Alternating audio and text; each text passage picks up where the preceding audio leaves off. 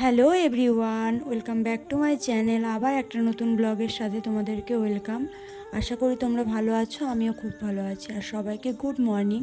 তার সাথে সাথে জানাই সবাইকে বিশ্বকর্মা পুজোর প্রীতি ও শুভেচ্ছা এবং অভিনন্দন। চলো আজকের ব্লগটা আমি এখান থেকেই শুরু করছি, দেখতে থাকো, তোমাদের আশা করি খুব ভালো লাগবে। চলো ব্লগটা তাহলে শুরু করা যাক।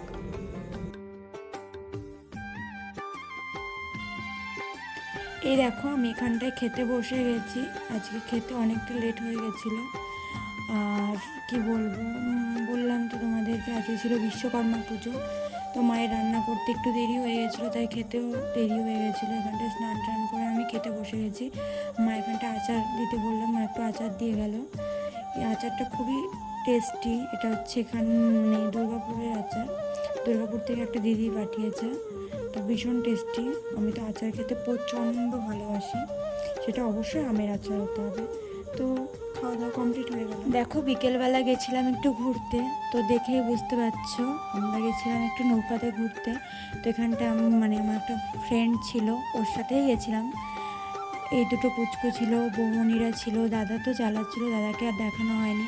তো ভীষণ মজা করেছি আমরা, মানে একটা ছোটোখাটো পিকনিক টাইপের হয়েছিল। মুড়ি মাখা ছিল, জিলিপি, সিঙ্গারা, আমরা অনেক কিছু খেয়েছি।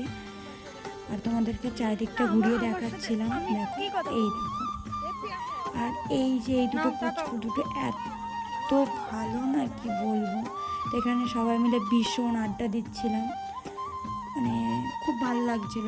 দেখো চারিদিকটা কি সুন্দর, চারিদিকে জল, যে অনেক কিছু খাওয়া হয়েছে। এই দেখো মুড়ি মাখাও খাওয়া হচ্ছিল। তো এই খাওয়া দাওয়া করে লাস্টে নিমকিটা খেয়ে বাড়ি চলে আসলাম। আজকের ভিডিওটা এই পর্যন্ত।